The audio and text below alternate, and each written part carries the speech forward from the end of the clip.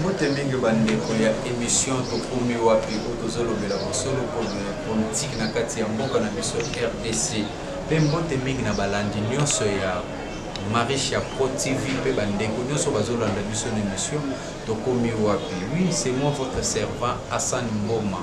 Et quand nous tolobaka toujours nous profiter kopesa mbote na Tantine Anne-Marie Mboma, Tante Anne-Marie Mboma depuis Canada, pourquoi pas à tonton Armand Kayolo. Un grand merci encore à notre président, notre papa de site, papa Richard Madeka, et pourquoi pas à toi, Yazaza Mon Cordon et à JPS Abonné. Aujourd'hui, on parle des politiques. Nous avons la politique de RDC. Nous avons Tokomi Wapi. Puis ma campagne, nous avons gloire Azali na gauche na ngai. Tokomona ye quelques minutes. Nous avons fait ce plateau. Là, ça s'est déjà déconambé. Ngai Hassan Mboma. Gloire Mouké, et l'autre chose, nous avons souci de problème pour tout ça, nous avons une classe, nous avons un problème pour le saut du mouton, nous avons posé les à Colombie. Mais ça n'a pas point pour tous soulever les lots. Et tant qu'il y a une école qui a mis les lots, tout le monde a une gratuité. Gratuité à la débit, et ça va qui bien, tout ce qui est là qui n'a pas. Mais c'est comme si nous avons une école qui a mis les lots. Milinga milinga les lots. Bana bazotanga lisusu ekomi grève wana toyebi mutu na makolo endeko ebibi kaka boye yango tolingi toyeba etake yo ndeko mwana mboka gloire koloba nini mpona nyonso wana. Gratuité ezali eloko oyo eza na constitution. Félix nde ayambote yango takuti constitution wana selon l'article yango 43 lobeki eza école première éducation de base ezali ofele nene ko Félix de bonne volonté azana mwa linga sala pona ko respecter constitution de beko likonzi ya mboka elobi mais tant bato bazotelemela yango ce que bato balingi population te po tondo komona bandeko na biso mingi ya catholique bazaki mingi na ngambo ya population ke balinga tendance balinga ki bonheur ya population boni lelo balingi sous eloko wana te. Nous avons bazali contre la population. Parce que les gens ne bandent les bandards en difficulté. Comme les gens qui ont dit respecter un mot, que le baron a salimba, non, ils ont comme salimba. Et les gens sont même en 2020. Et les gens sont des bandards difficiles. Et frère, mais ils ont dit que les gens quand on écoute la première année, l'équipe deuxième année, et là tout le monde qui vend déjà malin et bakambuño sa mike ba difficulté mike na l'état ko sala makasi mike pona ko arranger yango ko makambo sa madame. OK, ndeko gloire. Eloko mingi oyo ezopesa biso pasi. Papa atiaki gratuité wana bana batanga bafuta mbongo te. Mais na binto skonde bana baso greffer, bana baso tanga te ba observe boy ko tangisa bana. Pona nini banda papa soulevaki pona azofuta bango te. Basozo wa salaire na babote yango baboyi bakotangisa bana kitaki yo mwana mboka liloba na ezali ce qui va être foutu maintenant c'est faux. Première palio bazi bazi $219. Yo salaire wana tous en ba même ça la télévision zone partout. Tous appellent ba parents ou bazali ba enseignant bazora ba mbonga makambo $219. Ce que bazotangisa bana te po. Eza première eza mauvaise foi, na mauvaise volonté. Mais biso qui non ils ont une école catholique où ils ont enseignant $500, $400. Et ils ont trop cher, mes parents ont souffert. Mais ils ont enseigné au groupe et ils ont souffert, mais ils ont un salaire médiocre. Tant que nous avons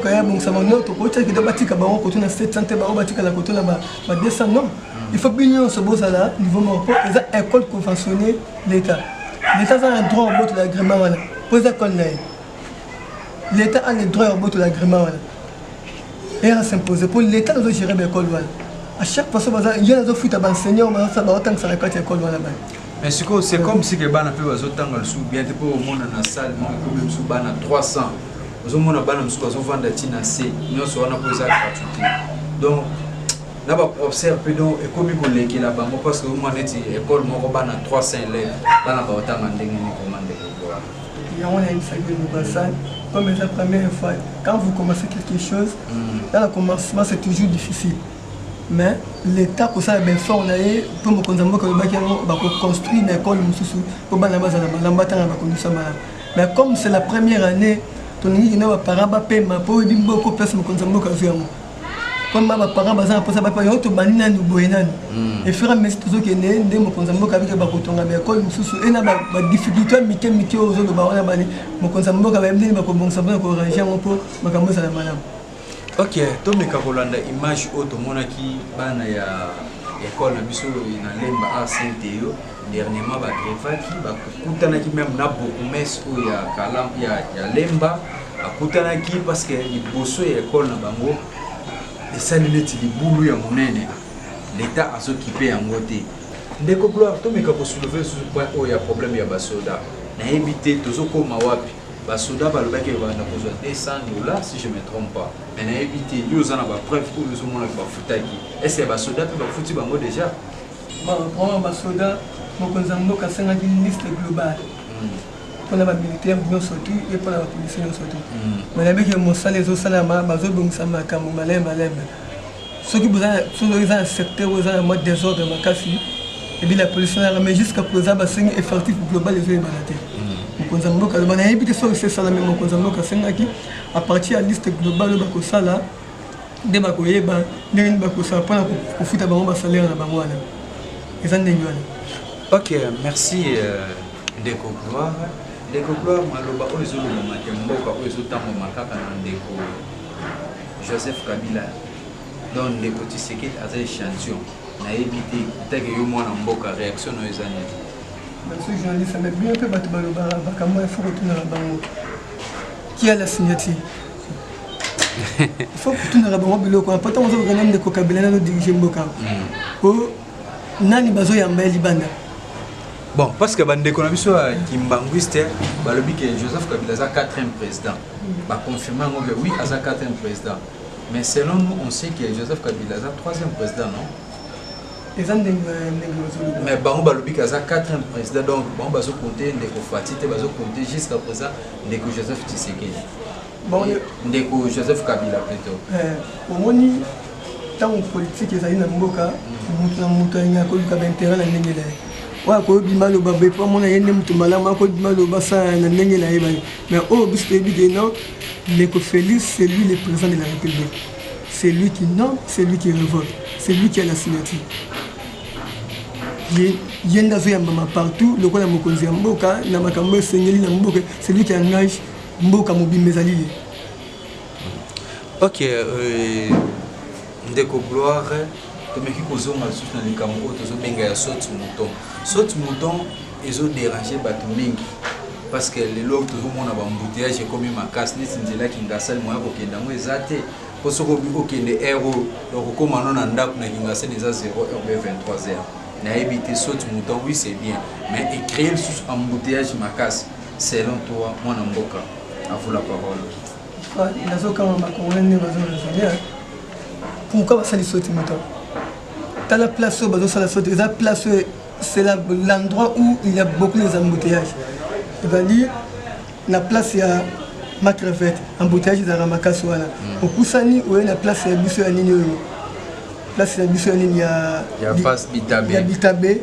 Parce que les a place où embouteillage de Ramakasouana, on va salir le coin, on va décanter station. N'embouteillage c'est la micro-union surtout.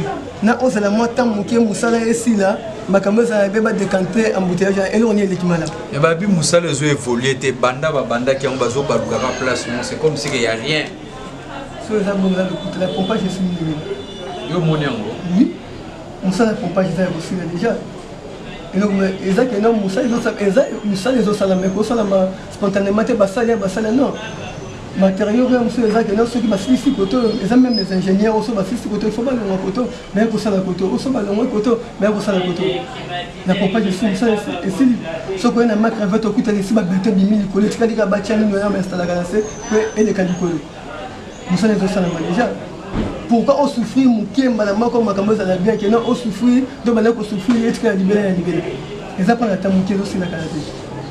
Ok, bandeko na biso ya Congo bozala quand même na patience, mais on bozo kandeko gloire ndazo loba et bandeko pe bazali banda ya mboka to meka kosungana pe to tika o nyonso moni ke ezala ka ya mabe tututu mais to tika yango Nzambe asunga biso mboka na sope Congo ekende liboso ndeko gloire to lingi to loba likambo ya mbula o luti ko beta makasi o lelo ba famille belé batikali par terre ya kokufa bakufi boyeme to moni c'est comme si l'état a lobeli ya moté la famille belé biloko ekei bandako ekwei donc il y a beaucoup de morts en Congo que ebiti l'état que yo mwana mboka o lobani pona réaction na yo bon ça madame na condamné tant de journalistes na moni za pèse informé té mon conseil mboka qui sur le terrain par total qui place là sur ba dégué ça là qui patalaki qui sur le terrain et ça dépêche qui ba génie militaire bazawana.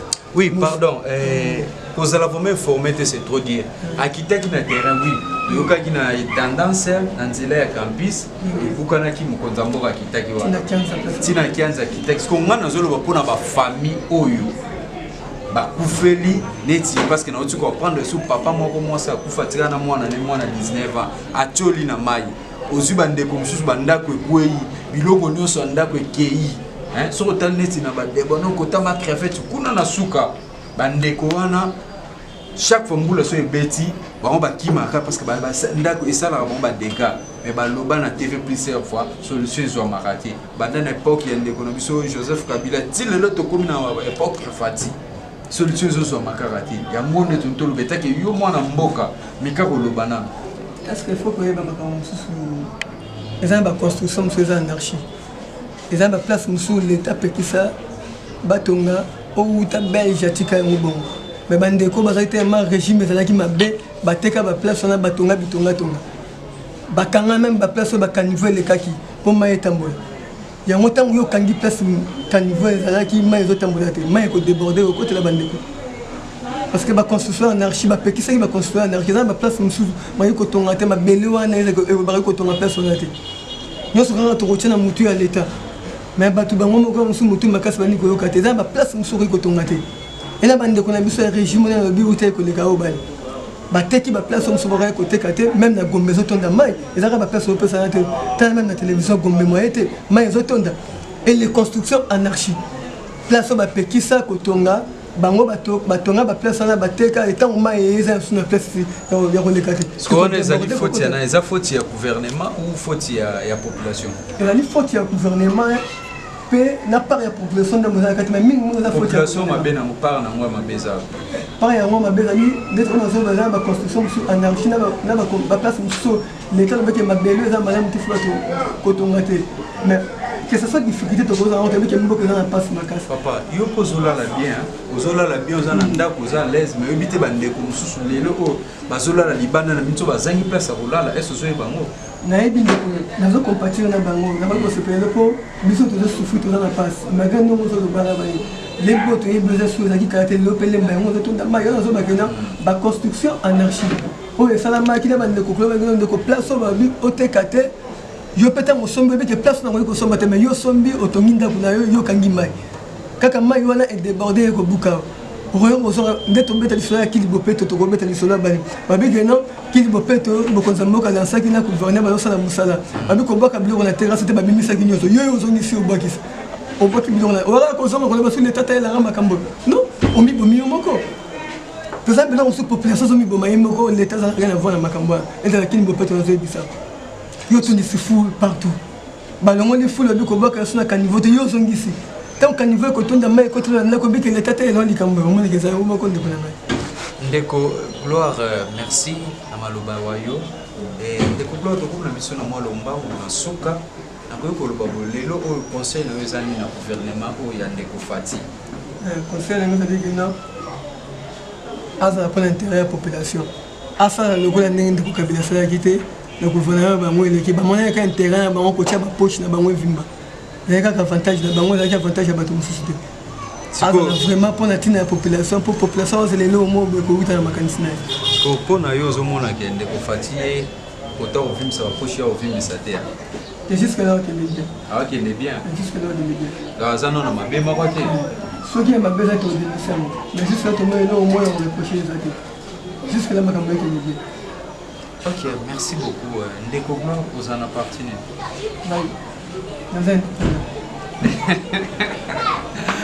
Ok, merci fidèle internaute. Naïvi que vous qui m'attendent à bino mingi ya kolanda biso na émission na biso ya lelo komi wapi na politique pe na bosolo en tout cas bondo wa parti ya lelo bo banda kolanda bosolo mingi na kati ya Marisha Pro TV. Yango nazo senga na bino ko s'abonner massivement. Ndeko Gloire conseil lisusu na kati ya bandeko bazali bana ya mboka ko bazomona ke Kongo ekobonga te pe Kongo ezakara mabe na yebite pona yo mwana mboka oza na kati ya Kongo ko toloba nini bafwe bandeko zonisa makanisi na yo za ya mutu nyonso te mutu na za makanisi ya ndenge na ye elo kona mutu aza komiloka vile ye mutu ngani aza na kobonga te na malamu te non oyo c'est le cas que topesa chance na mutu aye pour c'est notre pays place au Dia salaki te musunga na kokoma na sali.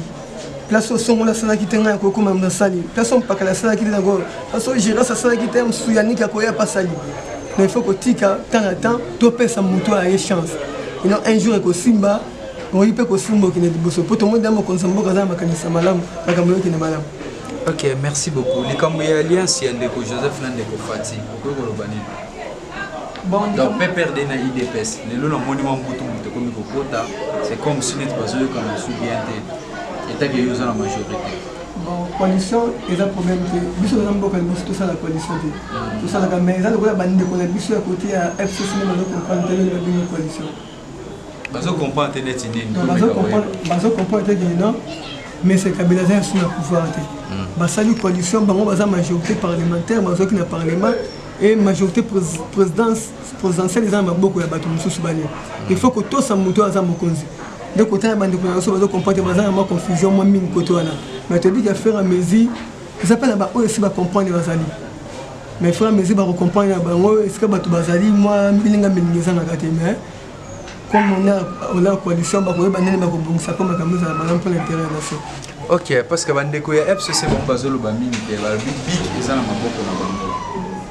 Kotoyo eloko eza te bango nde bato bazakaka nde mpe makambo nyonso okende parce que tout le monde azoloba kaka Joseph nde Kabila moto aza na kibokonzi nayebi te napesaki réponse oui nayebisaki na aza ya signature vraiment na ndeko Gloire oyo toyambaki lelo na kati ya biso na biso tokomi wapi nous sommes presque à la fin ndeko Gloire nayebi te soki oza na bambote ou quelque chose okokobalisa lisusu otoshite na biso bon, ça montre que mes amis ont beaucoup mis pour à part beaucoup de gens mususu. Nous sommes sincères pour protéger beaucoup. Nous avons patrimoine national na biso. Malumba batika la biso batiseke batika la biso bani. Nous avons lito to bunaki pour la démocratie. Pour l'état des droits to bunaki pour la moto moni que makambozo qui ne malamu yango. Nous avons le kolo badena ninga kam beaucoup mis. Moi nous avons pour défendre beaucoup. Tozo singa pour moi na mokonzi ya mboka osala mona mwa lumbango. Parce que tout le monde qui chasse comme dans deux parties, la frontière est comme sous les Mbanangaba. Les abonnés, les abonnés, nous sommes tous botamana nous te pour nécessairement. Et vous mettez mini pour là. Dans les occasions que vous savez qu'il y a des conflits renouvelés, nous à Sala Sika. Oui, oui, effectivement. Vous avez donc vous mettez mini. Il y a des ponts, Basala qui a une colle, on a que beaucoup de gens, beaucoup de gens, Sika de là normal. Comme ça dit boyer. Déjà, les programmes sont déjà. Si vous voulez partir mercredi, mais ça dépêche qui va les mettre dépêcher le gouvernement pour la ressource de contestation là-bas. Et ça grave, c'est quand même une thématique dans la Kenya. Ok, merci beaucoup, fidèle internaute. Tu comme on a vu sur la souka, et c'est un mingi, un Ndeko Gloire. Un grand merci à vous. Merci beaucoup. Un grand merci à Bino sur votre bozo, à Bisope, à l'équipe, à Mobimba. Il y a Marisha Pro TV, équipe Mobimba, et à Mbotebele, na papa Richard Madeka. Et merci encore à nous tous les Kolanda Biso, donc il y a la famille Mobimba, na bana tout, il y a Poto, bana tout, il y a Luanda, pourquoi pas na tante Sylvie, Kayaba Sango, et pourquoi pas tonton Trésor Sango, Mutema ya Mama Bibi, na Canada, et pourquoi pas ya Binonia sur votre Kibiso. Et je vous passe mon hymne c'est plus 243 81 41 78 007. Beaucoup mélangana na WhatsApp partout. Donc il y a un numéro nanga appel normal au swanga moko to lingaka trop barema beaucoup mélangana biso bande ko sala biso barema et ça la bien en tout cas. Je vous aime trop, restez toujours branchés avec nous et avec notre chaîne Marie Chapeau TV, s'abonner massivement. Je vous aime trop. Bye.